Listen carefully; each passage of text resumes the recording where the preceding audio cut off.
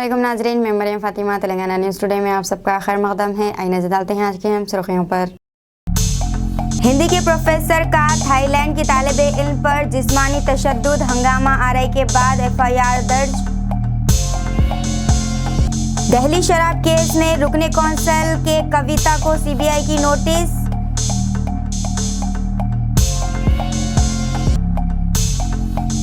पुराने शहर के रेन बाजार पुलिस स्टेशन हुदूद के गंगानगर इलाके में साउथ जोन पुलिस का कार्डेन सर्च।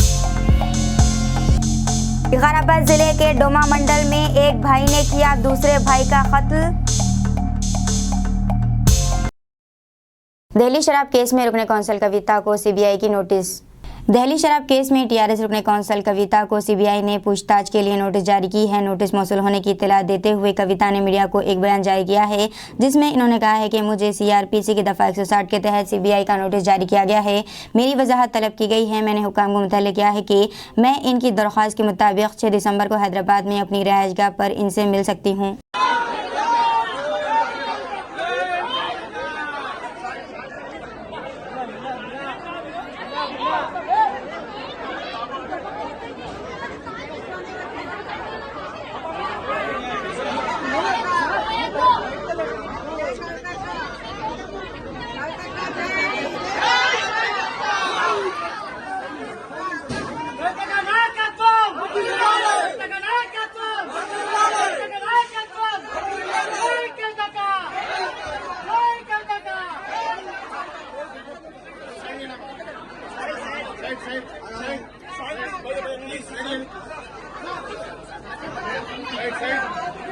दक्कन की मशहूर मारूफ बुजुर्ग अब्दुल्ला शाह साहब की दरगाह व क़ब्रिस्तान गैर महफूज वक्फ बोर्ड जीएचएमसी की लापरवाही का नतीजा। दरगाह हज़रत अब्दुल्ला शाह साहब की दरगाह और इसके क़ब्रिस्तान गैर महफूज है। यहाँ क़ब्रिस्तान की सफाई के नाम पर महकमे बल्दिया के कंट्रैक्टर की लापरवाही से आहनी इलेक्ट्रिसिटी के खंभे ख़बरों पर गिर गए और दरख्तों को काट कर ख़बरों पर डाल दिया गया, जिससे ख़बरें तबाह हो गई। औरतों और क़ब्रिस्तान की सफाई हुए 1 साल हो गया है, मगर कंट्रैक्टर की गैर ज़रूरी झाड़ियों को काट कर सामने के हिस्से से पीछे के हिस्से में डाल दिया गया। मुकामी लोगों की जानिब से इस सिलसिले में कई बार महकमे बल्दिया और वक्फ बोर्ड में शिकायत की गई, मगर सब बेफैल साबित हुए।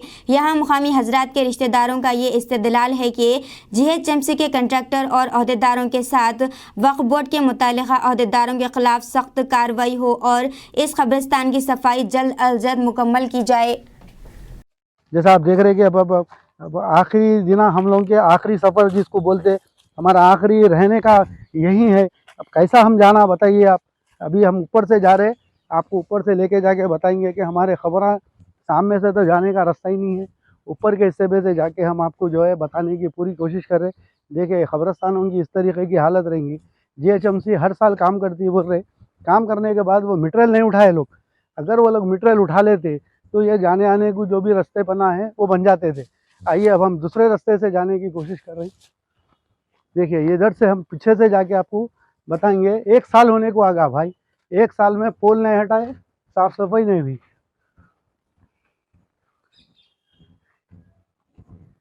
ये अब्दुल्ला शाह साहब क़िबला रहमतुल्लाह अलैह का क़ब्रिस्तान है मिस्रीगंज में। ऑफिसरों को कई बार बोले, कई ऑफिसर से बात हुई, यही से बात हुई, डिप्टी से बात हुई, वो लोग ये की बोल रहे हैं।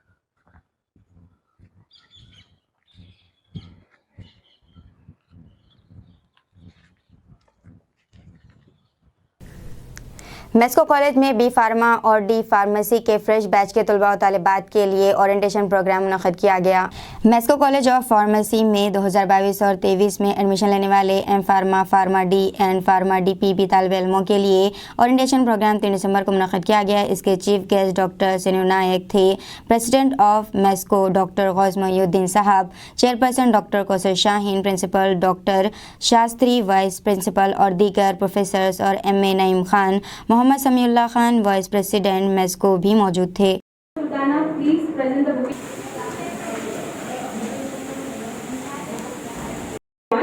By the Professor and Vice Principal, Mesco College of Pharmacy, Dr. Faizan Saeed sir.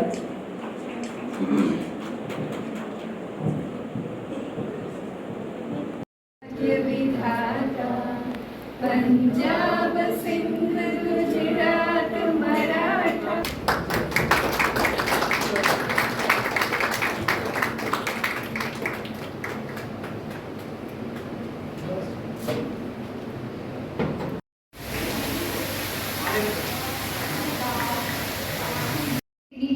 Principal, respected Vice Principal, HODs, and my friends. My name is Sayyida Sumaya Fatima, and I am a student of Family 4th year. Assalamualaikum warahmatullahi wabarakatuh.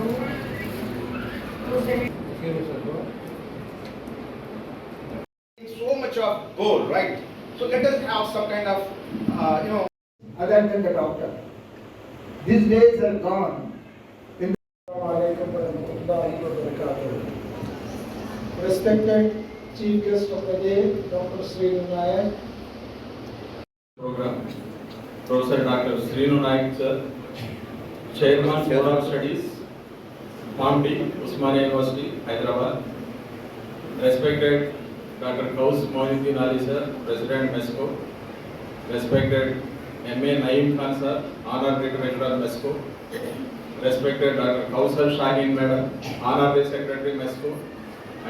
सदर YSR Telangana party Y Sharmila ने gun park पहुंचकर तेलंगाना के लिए जान देने वाले श्रीकांत चारी की बरसी के मौके पर इन्हें खराज अक़ीदत पेश किया और इन्होंने मीडिया से बात करते हुए बताया है कि आनजहानी वज़ीर आला राजशेखर रेड्डी की मौत के बाद श्रीकांत चारी ने जान की कुर्बानी दी थी और सिर्फ एक श्रीकांत चारी ही नहीं, कई नौजवानों ने इनके साथ होने वाले नाइंसाफ़ी को लेकर तेलंगाना की तश्कील से कबल और तेलंगाना की तश्कील के बाद जानों की कुर्बानियाँ दी। शर्मिला ने बताया है कि ये नौजवानों को मुलाज़मतें फ़राहम करने और किसानों के खर्च जात मुआफ़ करने का मुतालबा करते हुए पदयात्रा कर रहे हैं और अब तक 3500 किलोमीटर का फासला तय करते हुए आवाम से मुलाकात की और मुस्तक़बिल में भी अपनी पदयात्रा जारी रखेंगे।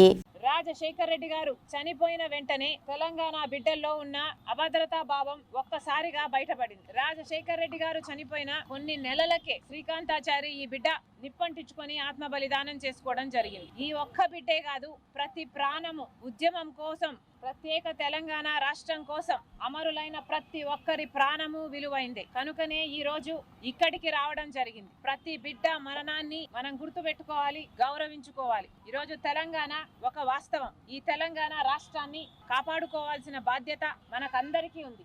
కానీ కేసీఆర్ గారు ఉద్యమకారుణ్ణి అని చెప్పుకుంటూ కూడా ఉద్యమకారులకు ద్రోహం చేశాడు. ఉద్యమంలో 1200 మంది ఆత్మ బలిదానాలు చేసుకుంటే అనేక సందర్భాలలో కేసీఆర్ గారు 1200 మంది చనిపోయారు అని ప్రస్తావించి కూడా కేసీఆర్ గారు గౌరవించింది మాత్రం 500 మందిని మాత్రమే. వారిలో కూడా కొంతమందికి ఇల్లు ఇచ్చారు, కొంతమందికి ఉద్యోగాలు ఇచ్చారు. అంటే కొంతమందికి 10 లక్షలు ఇచ్చారు, కొంతమందికి ఉద్యోగాలు ఇచ్చారు. అంటే వాళ్ళ ప్రాణాలకు కూడా 10 లక్షలు అని వెలగట్టి చెల్లించాడు కేసీఆర్ గారు. ఇది భావ్యమేనా అని అడుగుతున్నా. 1200 మంది ఆత్మ బలిదానాలు చేసుకుంటే रियासत आंध्र प्रदेश में खुदवाई के दौरान सोने के सिक्के मिले हैं। ये सिक्के कोयागुडियम मंडल के एदवला पलियम गांव के एक खेत में घड़े में दस्तयाब हुए।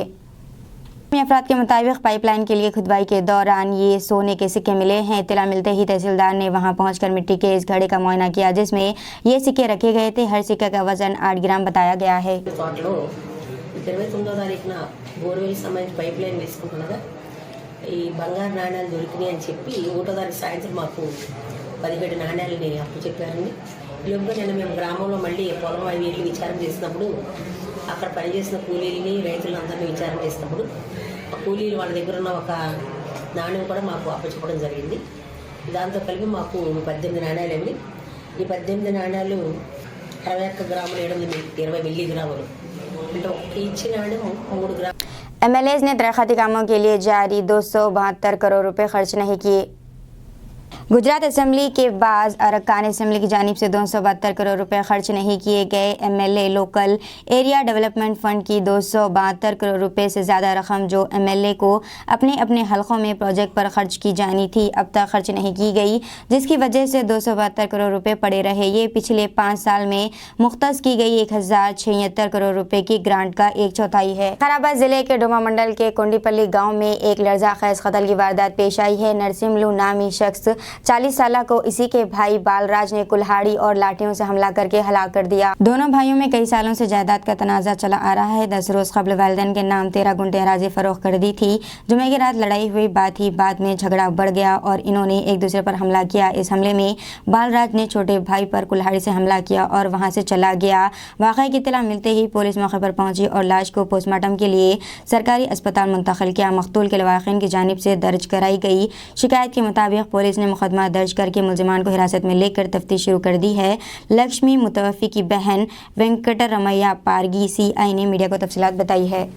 అయితే ఇక నేను అక్కడ ఫస్ట్ ఎంగేజ్మెంట్ అక్కడ అయితే తర్వాత నన్ను ఈయన పెళ్లి చేసుకున్నాడు మా ఇంటి ఆయన చేసుకుంటే మా చిన్న ఆయన ఏమన్నాడు ఇప్పుడు చచ్చిపోయిన ఆయన మా చెల్లెలు చెడిపోయింది కదా నాకు పెండ్లం పిల్లలు లేరు ఎవరు లేరు నాకు వచ్చిన 2 లక్షలు నా చెల్లెలు చెడిపోయింది కదా దానికి రా అంటనే అన్నాడు దీనికి పెద్దోనికి అదే పడ్డది మనసులా మళ్ళంటే ఆయనకి దానికి ఇమ్మంటావా కొడక నేను ఎందుకు ఇయ్యను దానికి మొగడలేడా ఎవరు లేరా అంటనని నిన్న పుల్లు దాబా కాడ కొట్లాడుతుండ్రంట కొట్లాడితే మంది అందరు ఇడిపించి ఇంటికి తోలుకొచ్చారు పెద్దోడు కొట్టిండు ఫస్ట్ అన్ని కొడితే మంట లేచాడు కొట్టలు తీసుకొని కొడితే ఆయనకి గిడ దాకింది పెద్దోనికి రక్తం అంతా అంగి నిండి అయింది పెద్దోనికి ఇక చిన్నోన్నేమో కట్టె తీసుకొని ఇప్పుడు మన బొంతను కొట్టిన అట్లా కొడితే ఆడు గొడ్డో మని ఏడిస్తే కూడా ఎవరు పోతలేరు సార్ దగ్గరికి ఇప్పుడు చచ్చిపోయిన అయిపో పెద్దోన్ని కొట్టిండు గొడ్డలతో కొడితే గిడ దాకితే రక్తం అంతా పెద్దోనికి పెయిన్ అయింది ఈడేమో నెత్తి వాళ్ళ కొట్టిండు పుర ఈడికి జిడకపోయింది సార్ మా పెద్దోడు ఇప్పుడు చచ్చినోన్ని పెద్దోడు కొట్టిండు ఈడికి వలిగింది నెత్తి అంటే ఎవరు చూస్తలే ఈయన రక్తం గిడ గారేది చూస్తుంటారు ఇక అన్ని తనువు తీసి అని పెండ్లం వచ్చి ఇద్దరు అన్నదమ్ముళ్ళు కొట్లాడితే మాఫీ చేయలే కానీ తనువు తీస్తుంది ఆ సార్ మేము ఇట్లా కొట్టమని చూసి చూసుకుంటుండగానే రోకలు తీసుకొని బొంత నొతికినట్లా మెదడు మీద వేస్తే ఇట్లా అమ్మ అని పానం ఎడిచిండు సార్ అని పెద్దోని పెండ్లం చంపే సార్ మేము చూడంగా సునీత అది చూడంగా పానం తీసిన సార్ ఎంత ఘోరం సాగు నేను ఎప్పుడు చూడలేను సార్ ఎంత అమ్మలేరు ఇప్పుడు అవి గుంటలు ఉండే 13 గుంటలు పోతుంది ఇప్పుడు ఇద్దరికి ఆనికి 3 ఎకరాలు ఈయనకి 3 ఎకరాలు చేరి 3 ఎకరాలు చేసింది ఆ పట్ట భూములు అలాగుండయి ఇవి నమ్మించి భూములేమో గుంటలు ఉండయి అవి 13 గుంటలు అవి అందరితో పాటు అందరు అమ్మిండ్రు ఇవి కూడా పోతుండయి అయితే ఈ పైసల చావటికి ఆ కొడుకు నేను దానికి అక్కడ దీనికి అక్కడ అని తనుము తీసేసా పైసలు మళ్ళీ దోమ మండలము కొండాయిపల్లి గ్రామంలో నిన్న రాత్రి అందాజా 8:30 నుండి 9 గంటల మధ్యలో ఇదే గ్రామానికి చెందిన బాలరాజు అండ్ నరసింహులు ఇద్దరు అన్నదమ్ములు వీళ్ళకి భూమి పంచాయతీలు ఉన్నవి. బాలరాజు పెద్దవాడు అతను కొడంగల్లో నివసిస్తాడు భార్య పిల్లలతో. నరసింహులు ఇక్కడ తల్లి తోడుంటున్నాడు. ఈ యొక్క విషయంలో రాత్రి ఇద్దరి మధ్యలో మాట పెరిగి కొట్టుకోవడం జరిగింది. ఇది కొట్టుకుంటున్న క్రమంలో పెద్ద మనిషి వచ్చి ఇద్దరు వెడేసి పంపించిన తర్వాత పెద్దవాడైన బాలరాజు భార్య అయిన సునీతను కొడుకు హరిని కొడంగల్ నుంచి పిలిపించి ఇంట్లో పడుకున్న నరసింహుల్ని రోకల బండితో తలపై గట్టిగా కొట్టడం వలన నరసింహులు ఎక్కడెక్కడ చనిపోవడం జరిగింది. ఆ నరసింహుల్ని ఇమ్మీడియట్గా హాస్పిటల్ షిఫ్ట్ చేయడం జరిగింది. బాలరాజు భార్య సునీత, బాలరాజు కొడుకు హరి వీళ్ళు ముగ్గురు ఆస్తి తగాదాల విషయంలో ఎట్లయినా చంపాలనే ఉద్దేశంతో కొట్టి చంపడం వలన దీని విషయంలో వీళ్ళ బావ అయిన బాబాయ్ కంప్లైంట్ ఇవ్వడం జరిగింది. దీనిపై కేసు నమోదు చేసుకొని దర్యాప్తు చేయడం జరుగుతుంది. భూమి అమ్మకాల విషయంలో వాళ్ళ తల్లి పేరు మీద 13 గుంటల భూమిని అమ్మిండ్రు. ఆ డబ్బుల విషయంలో కూడా డిస్కషన్ జరిగింది నిన్న పంచాయతీలో. వాళ్ళ ఇద్దరు అన్నదమ్ములు ఆ క్రమంలో గొడవైంది. गुरुकुल अनंतपुर के समेत गिजा से मुतासिर 40 में से 10 की हालत तशवीशनाक। अनंतपुर जिले के संगानमवाला मंडल सेंटर में कस्तूरबा गांधी गुरुकुल स्कूल के 40 तलबा फूड पॉइजनिंग की वजह से बीमार हो गए। संगानमवाला प्राइमरी हेल्थ सेंटर में शिफ्ट 10 तालिब इल्मों की हालत तशवीशनाक होने के बाद इन्हें सरकारी अस्पताल मुंतकिल कर दिया गया। इस सिलसिले में महकमे तालीम के आला अहदेदार इस मामले की तफसीलात हासिल कर रहे हैं। मुतालिका पुलिस ने इस सिलसिले में केस दर्ज करते हुए तहक़ीक़ात का आगाज़ कर दिया।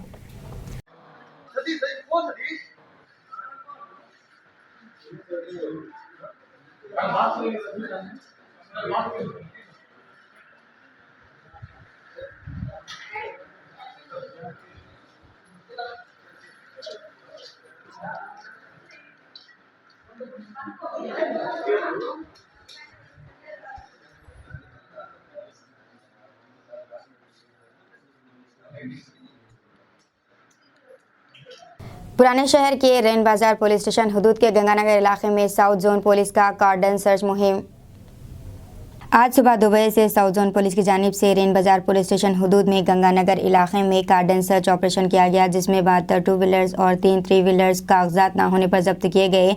मौला का चिल्ला कब्रस्तान और उमर फारूक कब्रस्तान में मशकूक अफराद को गिरफ्तार किया गया, जिनमें से 14 राउडी शीटर्स थे और चबूतरा मिशन के तहत गिरफ्तार लोगों में 17 प्रोस्पेक्ट शीट्स है, जो जुआ खेलने वाले 10 अफराद को गिरफ्तार करते हुए इनके पास से 20,000 रुपये और 9 सेल फोन्स भी बरामद किए गए। इस कार्डन सर्च में 200 पुलिस अफसर्स ने हिस्सा लिया, जिसमें टास्क फोर्स CCS की टीम्स भी शामिल थी। DCP साउथ जोन ने कार्ड एंड सर्च के बाद मीडिया से बात करते हुए तफसीलात बताई।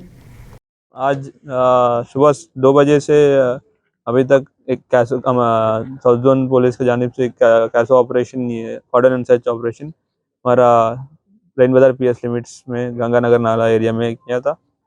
उसमें हम लोग को 78 टू व्हीलर्स जिसके पास जो प्रॉपर डॉक्यूमेंटेशन नहीं है वो मिला, और 2 3 व्हीलर्स भी मिला, और एक घर में 5 सिलेंडर जो इलीगल स्टॉक करके रखा है वो मिला।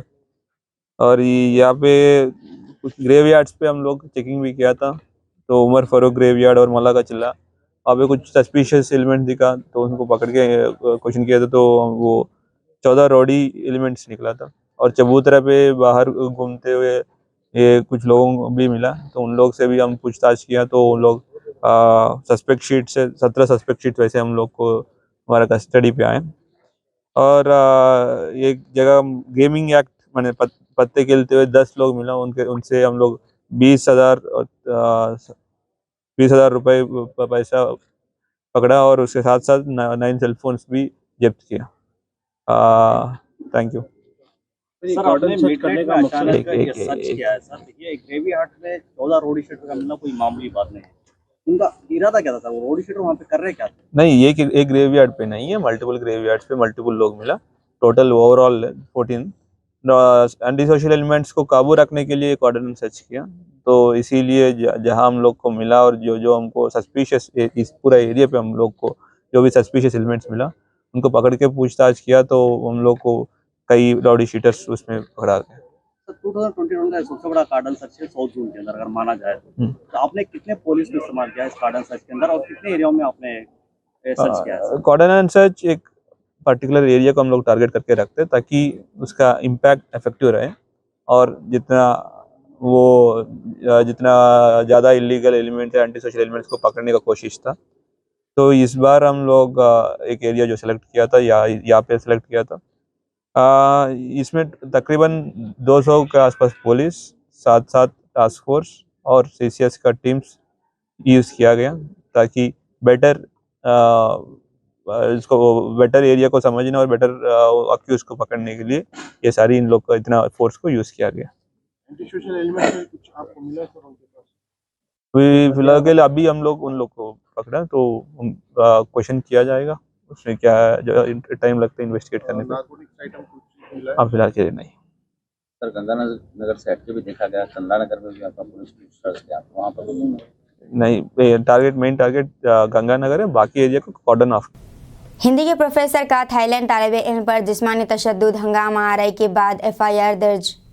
हैदराबाद के सेंट्रल यूनिवर्सिटी में एक गैर मुल्की तलबा ने प्रोफेसर पर इसका जिस्मानी इस्तेसाल करने की कोशिश का इल्ज़ाम लगाया है, जिसके बाद यूनिवर्सिटी में तलबा ने हंगामा खड़ा कर दिया और प्रोफेसर के खिलाफ कार्रवाई का मुतालबा कर रहे हैं। यूनिवर्सिटी में ज़ेर तालीम तलबा का कहना है कि थाईलैंड की तालिबात का इल्ज़ाम है कि प्रोफेसर ने लड़की के जिस्म के मुख्तलिफ हिस्सों को छूने की कोशिश की। जब इसने एतराज़ किया तो प्रोफेसर ने इसे थप्पड़ भी मारा और ज़बरदस्ती करने की कोशिश की। ये मामला सामने आने के बाद तलबा का एहतजाज शुरू हो गया है। यूनिवर्सिटी कैंपस में कशीदगी का माहौल है। इस वाक़े के ताल्लुक से गच्चीबौली पुलिस स्टेशन में प्रोफेसर के ख़िलाफ़ मुकदमा दर्ज किया गया है। प्रोफेसर रवि रंजन के पहले ही से इसी तरह के 3 मज़ीद मामले हैं। इस पर केस दर्ज होने के बाद इसे मुअत्तल कर दिया गया है।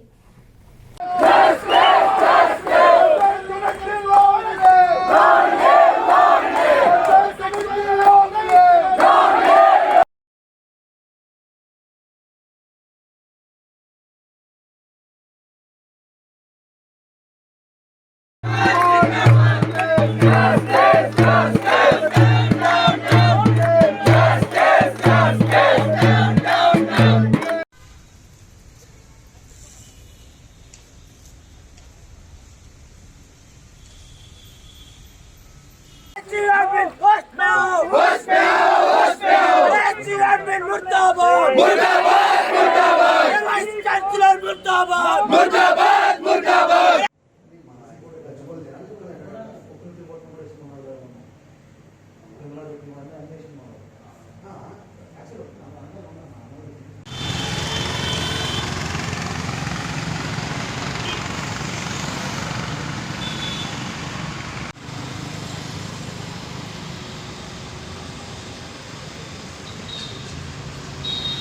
नहीं है, हम लोग जिस जगह पे पढ़ने के लिए अपना फ्यूचर बनाने के लिए आते हैं, अगर वहीं के प्रोफेसर्स वगैरह हमारे साथ ऐसे करेंगे तो हम और कहाँ जाएंगे। और हम चाहते हैं कि उस स्टूडेंट को जस्टिस मिले जो कि किसी बाहर देश से आके हमारे देश में रह रही थी। रियासती वज़ीर मल्लारेड्डी ने सरूनगर इंदौर स्टेडियम में तेलंगाना बिल्डर्स फेडरेशन की जानिब से प्रॉपर्टी शो का इफ्तिताह अमल में लाने के बाद आवाम से खिताब किया। इन्होंने कहा है कि कोरोना वबा के दौरान प्रॉपर्टी की कीमत में काफ़ी कमी आ गई थी, लेकिन तेलंगाना हुकूमत की जानिब से हर तरह की सहूलत फराहम करने की वजह से कोरोना वबा के खात्मे के बाद प्रॉपर्टी की कीमत में दुगना इजाफा हो गया है। इन्होंने बिल्डर्स को मशवरा दिया है कि वो ईमानदारी के साथ और कम फ़ायदा हासिल करते हुए औसत तबके को जहन में रखते हुए फ्लैट्स और मकानात की तामीर करें। ఫ్లైఓవర్ లెక్కిపోయినాయి, అండర్ పాస్ లెక్కిపోయినాయి, ఇంకా పని నడుస్తూ ఉంది. 8 ఏళ్లలో మామూలు గ్రోత్ కాదు హైదరాబాద్. ఇప్పుడు బెంగళూరు కూడా మించినాం. ఇండియాలో బెస్ట్ అంటే బిజినెస్ అంటే బిల్డర్స్ అంటే ప్రశాంతత అంటే హైదరాబాద్. కమాండ్ కంట్రోల్ ఆఫీస్ కట్టిండు తెలంగాణలో, హైదరాబాద్లో. అది సింగపూర్లోనే ఉంది, అమెరికాలో ఉంది. ఇండియా మే పూరా మందా హై, బిల్డర్స్ బిజినెస్ మందా హై అన్నాడు. కానీ దందా కిదరే బోలే తో హైదరాబాద్ మే హై. ఉన్నదంతా హైదరాబాద్లోనే, ఉట్టిగానే అభివృద్ధి కాదు. भारतीय जनता पार्टी के रहनुमा और आतिश परस्त सियासतदान विजय शांति ने मुबैना तौर पर दहली शराब घोटाले में टीआरएस एमएलसी कविता को जारी करदा सीबीआई नोटिस पर रद्द-ए-अमल जाहिर किया। मीडिया से बात करते हुए विजय शांति ने कहा है कि बीजेपी को ज़ाती तौर पर किसी को निशाना बनाने की ज़रूरत नहीं है। कहा है कि तहक़ीक़ाती एजेंसियां इस बात का इंकशाफ करेंगी कि दहली शराब घोटाले में कविता का कोई किरदार है या नहीं। विजय शांति ने कहा है कि सिर्फ चंद छोटी चीज़ें सामने आई हैं और तहक़ीक़ात के दौरान बहुत सी चीज़ें सामने आएंगी। विजय नाज़िर मरियम फातिमा को इजाज़त, मिलते हैं अगले न्यूज़ बुलेटिन में। तब तक देखते रहिए तेलंगाना न्यूज़ टुडे।